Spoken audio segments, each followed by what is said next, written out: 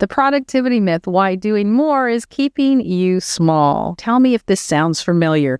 You wake up tired, you open your laptop, and before your coffee's even cold, you've already failed your to-do list. You add breathe just so you can check something off your list. And somewhere between the emails, the errands, and the essential dread, you start to believe that being busy means you're worth something. That's not drive, that's dependence. So welcome to your favorite drug, productivity. Busyness is just burnout without branding. So today on Too Late My Ass, let's talk about it. Ever feel like life passed you by while you were being responsible? Like everyone else got a head start on success, on happiness or purpose, and now you're just trying not to fall asleep during your own life. Well, welcome to Too Late My Ass. This is the podcast for anyone who's ever thought it was too late to dream again, to build again, or begin again. So spoiler alert, it's not.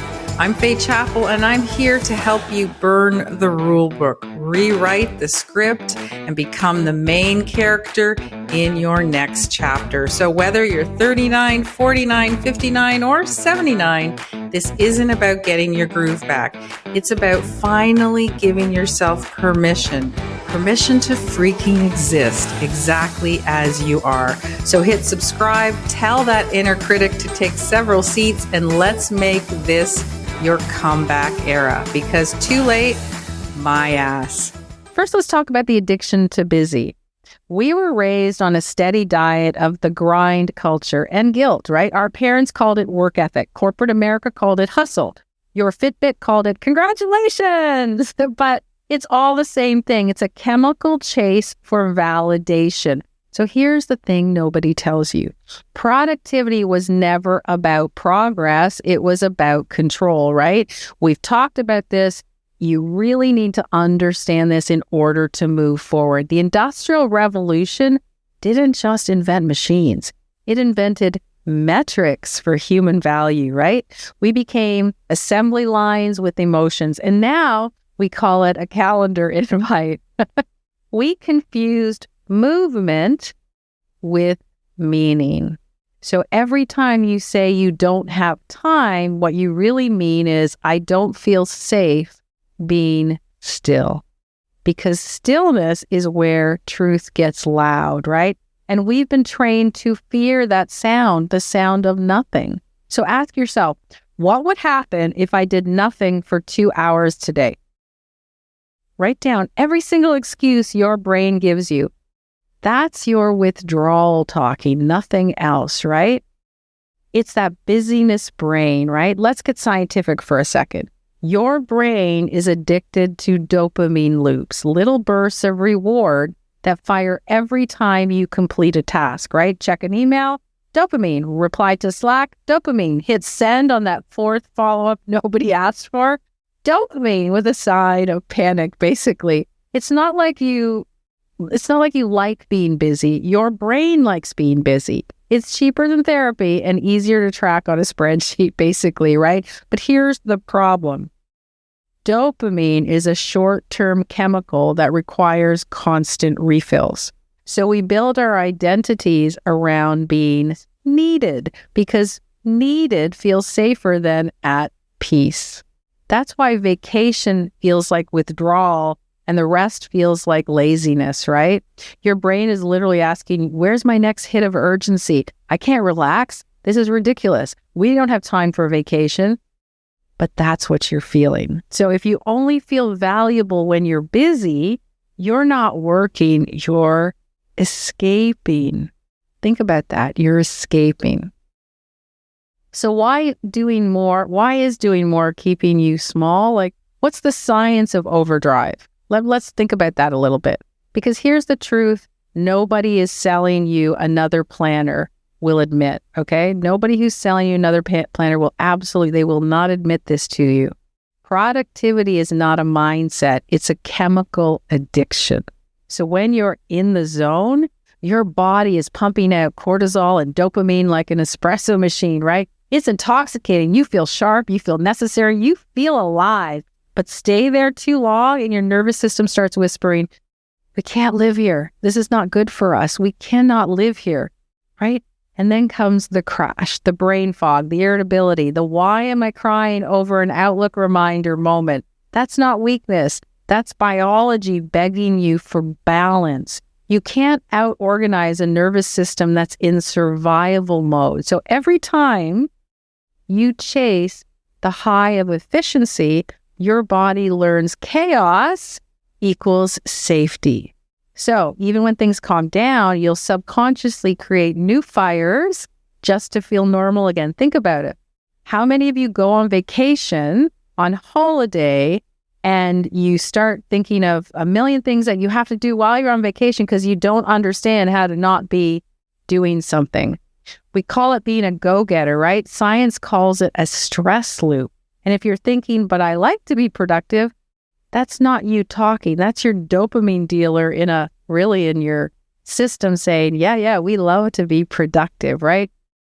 Let me tell you how it broke me. After a few years, I was running 3 companies. I was mentoring founders, answering emails in the grocery line. I was raising kids. I was being a full-time caregiver. Usual chaos cocktail, right?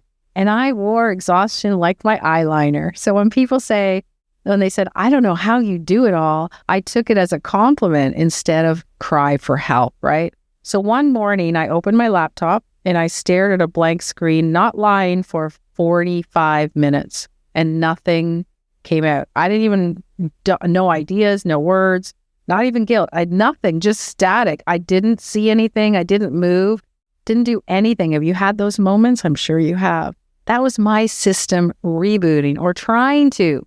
I didn't burn out because I was weak. I burnt out because I built my identity around output, right? And if you only rest when you've earned it, you'll never rest at all. I wish I could say that I truly learned it immediately, but let's be honest. I just turned my recovery into another project, to be truthful.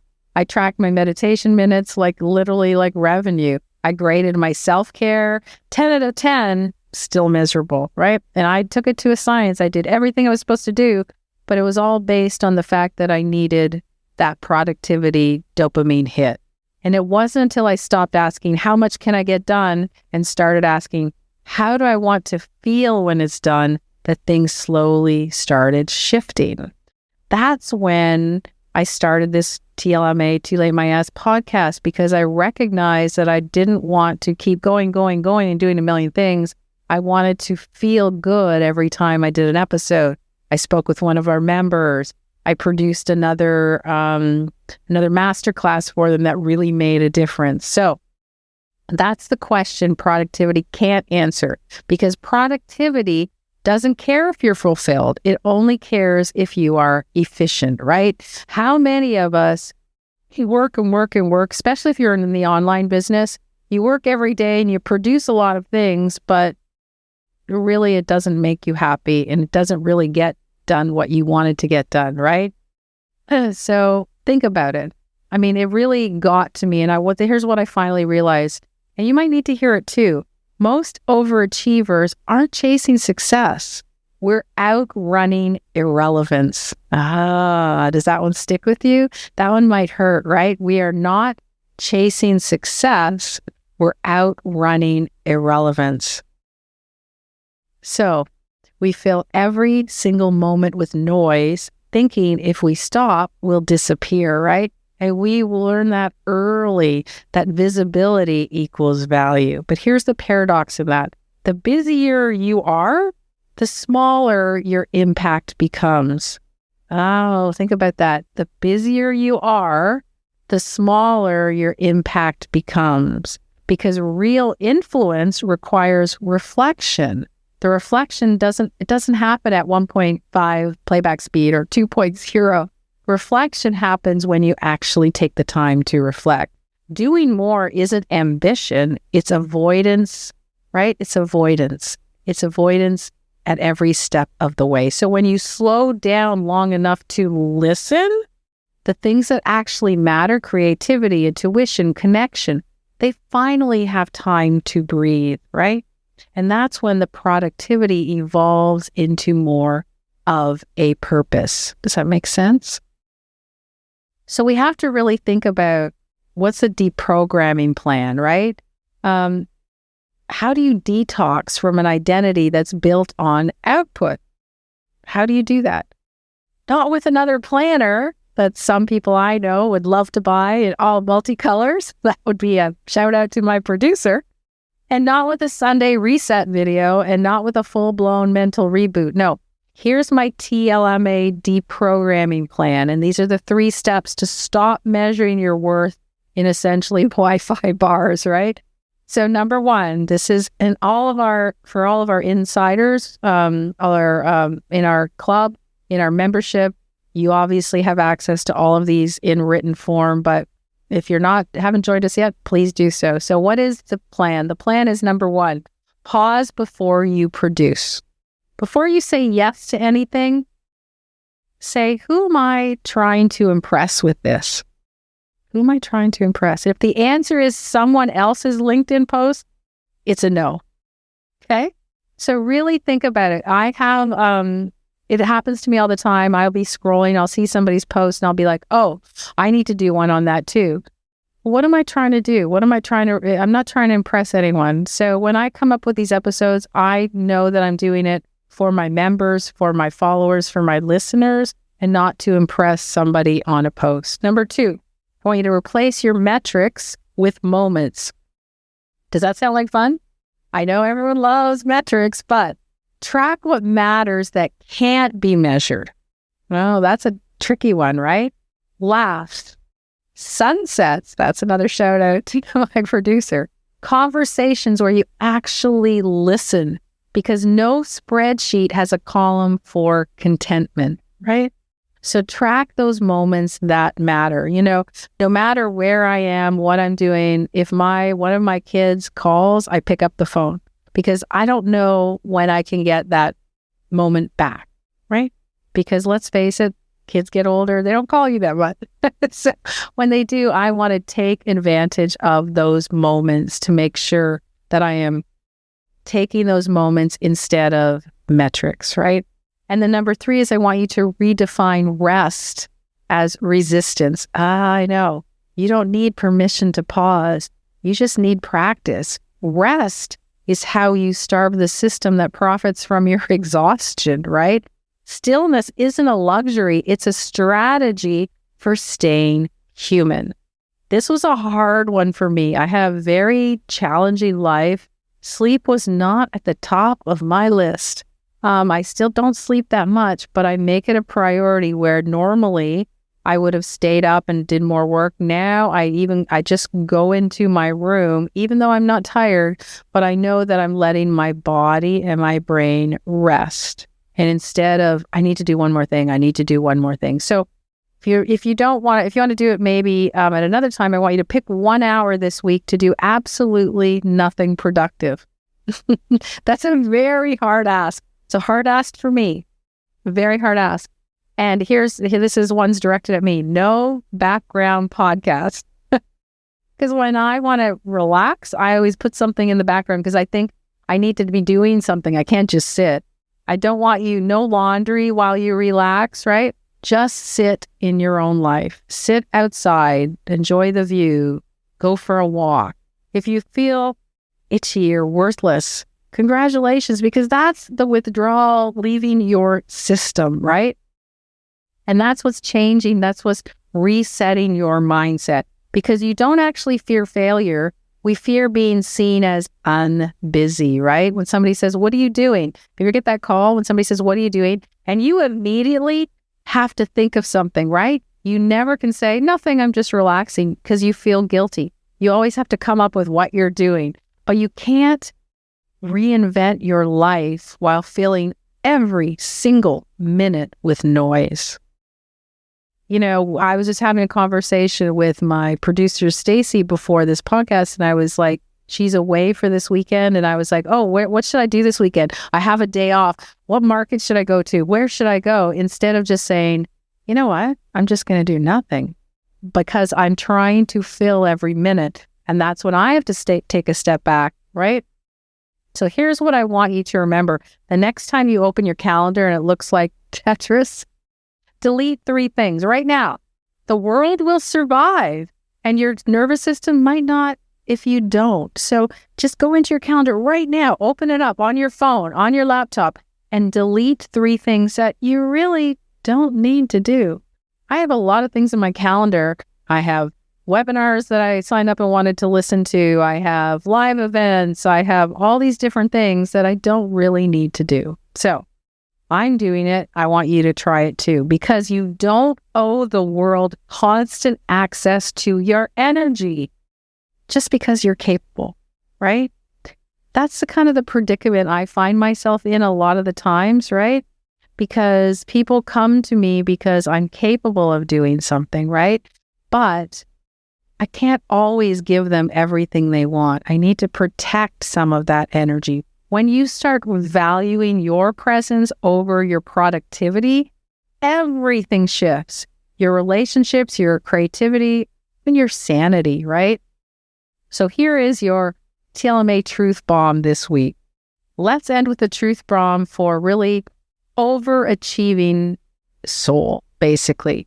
You are not meant to be efficient. You're meant to be effective. And they are not the same thing. Efficiency says, how fast can I do this? Effectiveness says, should I even be doing this at all? So if you spend your whole life optimizing the wrong things, you don't end up successful. You end up exhausted. So let's retire that myth that busyness equals value. Productivity was a badge you were handed by a system, and it needed your compliance, not your creativity, right? You cannot heal from burnout by color coding your chaos, no matter how pretty that planner is. So if you needed a sign to slow down, this is it. I want you to close this tab, take a walk, let silence do some of the work for you. That's your wake-up call, my friends. Productivity is not purpose, and busyness is not bravery. If you want to go deeper into deprogramming that always-on mindset, then join me and Stacy in this week's Inner Circle Backstage episode, where we're going to talk more about why doing less is more is really your biggest power move. We're diving into the psychology of control, the fear of irrelevance, and how to build a life that feels as good as it looks on paper. Too late? My ass. Thanks for listening to Too Late My Ass. If this episode made you feel seen or heard or a little more ready to take your damn life back, then go ahead and hit that follow button. If you want to go deeper, grab your free comeback kit at toolatemyass.com and join the Act 2 Insiders list for weekly tools, community, and reminders that your story is far from over. Remember, you're not done. You're just getting started. Too Late My Ass, produced by the City Media Group.